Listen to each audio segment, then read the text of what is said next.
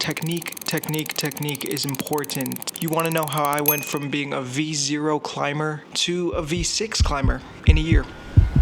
Wow, what a year. It has been exactly 1 year to this month because it is March 8th, 2025. I discovered bouldering in Seoul, South Korea, this same time in 2024.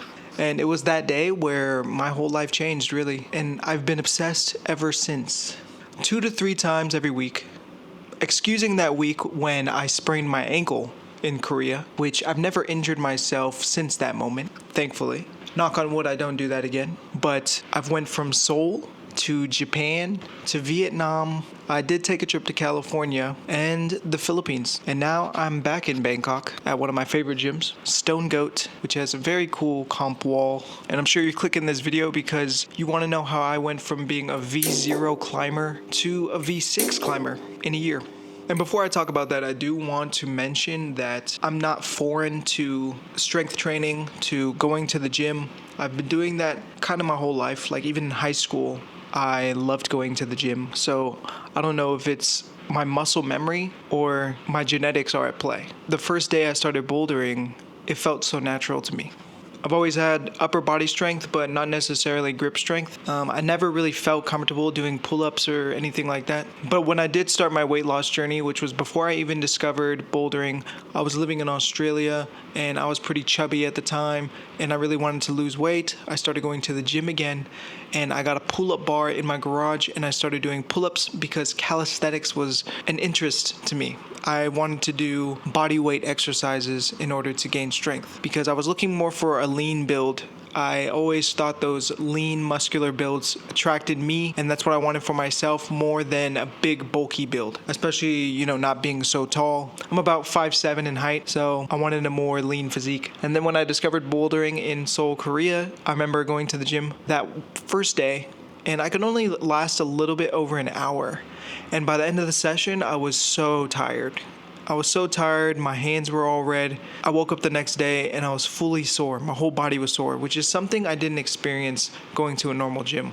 And that's when I was hooked. I was like, why am I going to a normal gym when I can have fun, go to the bouldering gym, and without knowing, hours go by and I'm getting an incredible workout, more than I would not feeling so motivated at a gym, which felt kind of boring to me. Normal gym felt more like a chore to me, I say.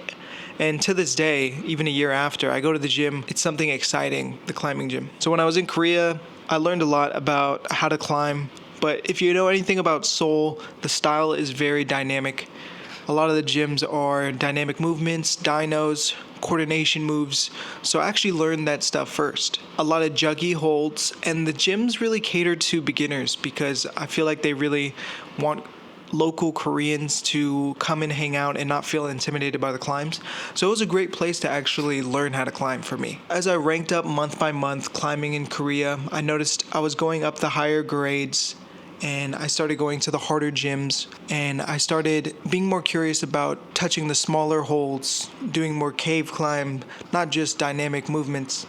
And I just kept practicing every week.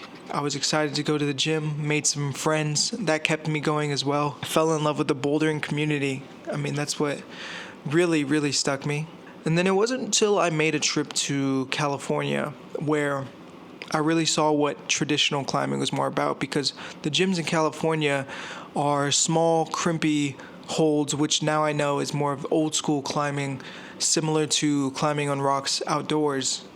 And I felt like I was relearning again. I was learning how to climb all over again because they didn't really have much dynamic movements. It was very different than Korea. So that woke me up and humbled me as well. And I started realizing that there's so many things you need to learn to be an overall good climber. And this was the first moment for me to realize, yeah, I can do V4 in these type of climbs, but I'm V2 on a slab, or I'm V2 on a crimpy climb because my fingers aren't strong enough. So that's when I really learned I need to try more climbs that I'm not really comfortable with in order to build the strength in those areas. So that's one thing I wanted to do. And then when I returned back to Korea, I just kept pushing myself. I always wanted to do the higher grades. I remember in Seoul, there's a gym called The Climb, and it's a branch. And if you do the purple climb, it's equivalent to V5. It's V5, V6, I think it's around there. So I was really excited to get that. And that was when I was on the mindset of, oh yeah, if I just get this rank, that means I am a V5, V6 climber.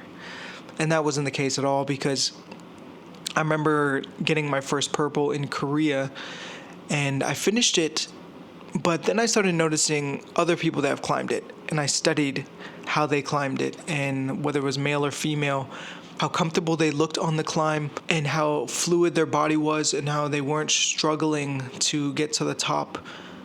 While I was struggling to get to the top, it was like my max. I feel like they were a true V5, V6 climber, and I didn't have the strength for that. This was the first hint that, okay, it's not about sending a grade that makes you a good climber. It's about being a good climber on every climb, even the lower levels. So this was my first wake-up call for that. So I wanted to get better, and as a climber, what do you do to get better? You surround yourself by extremely, extremely good climbers.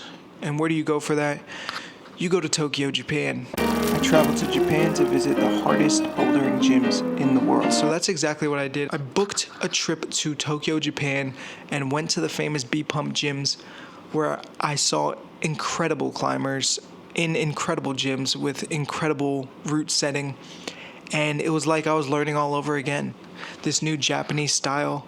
And the V2s, the V3s out there are like V4s in America, in Korea. But they have a different grading system. It's more like 5Q, 4Q, 3Q, 2Q, 1Q. So I went to the gym again 2 to 3 times a week in Tokyo, going between B-Pump Tokyo and B-Pump Ogikubo. And I was in the gym with professional climbers sometimes, and I just really study them and see how they'd climb with such ease. These people that have been climbing their whole lives. While me, I was under a year of climbing, but still older in age. So I do feel a bit rushed, and I'm definitely serious about getting better. So what I do is meet people there, study the climbs, do the climbs. And I remember the first few weeks, the red tape, which was 5Q, was very, very difficult for me. In Japan, a 5Q roughly translates to V1 or V0 plus on the V scale. So this shows you how Japan is in the grading system. When you get to 4Q, it's V2, V3. Then you get to 3Q, which is V3, V4. And then 2Q, which they call Nikyu, V4, V5. By the end of my Japanese trip, I was just getting comfortable with the Nikyus. There were some Nikyus where I was getting real close, and I was even experimenting on some EQs,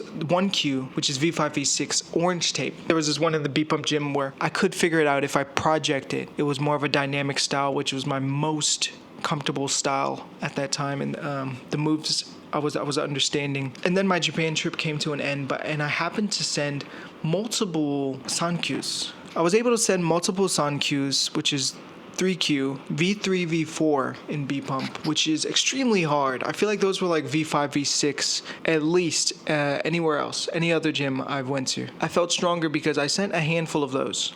And when you send a handful of a grade, I feel like that's when you really know that you're starting to understand it and become that level of climber. So after doing those climbs, I met Japanese climbers and climbers that have more experienced in Japan, and I started really, really appreciating more and more technique. Technique is important as a climber. So that's what I wanted to work on moving forward. From there, I went to Bangkok. In my head, I was like, oh, I climbed in Japan. Every other place should be easy, right? I went to Bangkok, where I am now. It was my first trip to Bangkok, and I went to Stonegoat Climbing Gym because it looked like a really nice gym. They had a huge comp wall, nice training area, kilter board, moon board, just everything you'd need.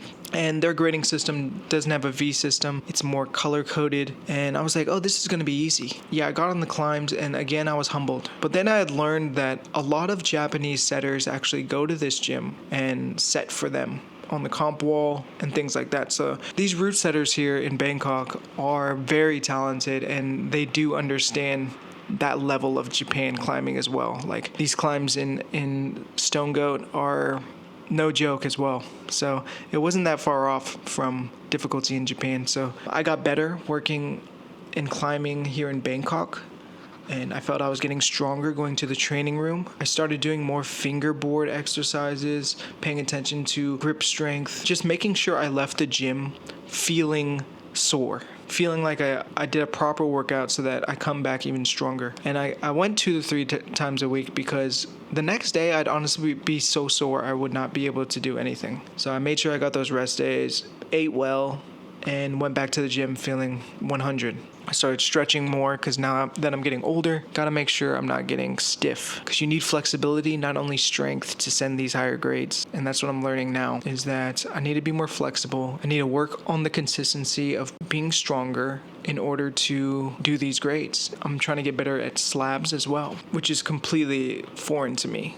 Slab climbing. It's a whole different game. So from there, I learned that Bangkok was right next to Vietnam. Ho Chi Minh City has a lot of cool climbing gyms. So I spent time in Ho Chi Minh City, went to really cool gyms here, mingled with the climbing community, and it was more about exercising, getting in a routine of working out, getting stronger, knowing exactly what I need to do to become better. Because I feel like when you climb often, you could be like, oh, I need to work on my heel hook more. I need to work on my toe hook more. I need to be able to squat more so I can be more flexible to do these kind of moves. I need to work on my dynamic movements, work on that. I need to work on campusing so I can campus certain problems if I need to have more upper body strength to reach certain holds. These are things you need to know about your own custom journey in order to tweak the little things, because we're all different. We're all different climbers.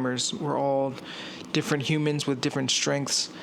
And in order to be a fully well-rounded climber, you need to work on every little aspect. So that's what I did. And then I left Vietnam, went to the Philippines. Philippines has a lot of great gyms, especially Manila, Bouldering Hive gyms.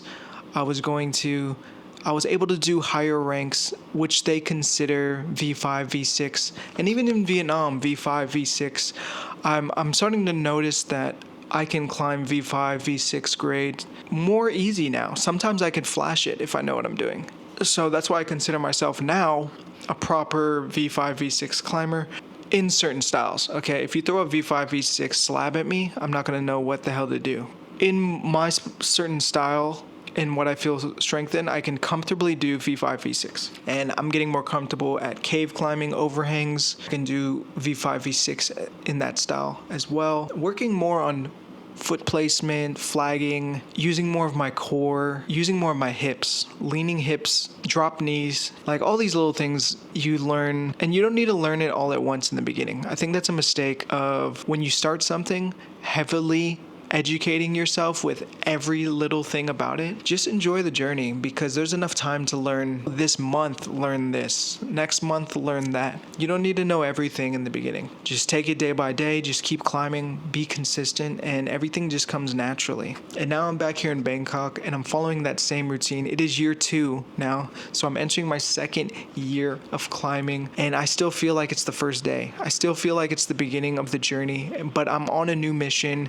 Get more grip strength. I wasn't practicing my finger strength in the first year for fears of injury, because I do not want to injure myself. Like I said, I only sprained my ankle once. I'm not trying to hurt myself in my 35 years of age. And I've documented my whole journey up until now on my YouTube, and I'm going to continue to do that as I get stronger, because it's just something I like doing. I like documenting my life. I like that people are interested in watching it. I mean, even if you're not, I'll honestly keep uploading anyway. Thank you for watching. Keep up with my journey. Let me know about your own journey, any tips or anything. Let's make a thread below and talk about our own bouldering journeys, our own goals, and maybe we can help each other out.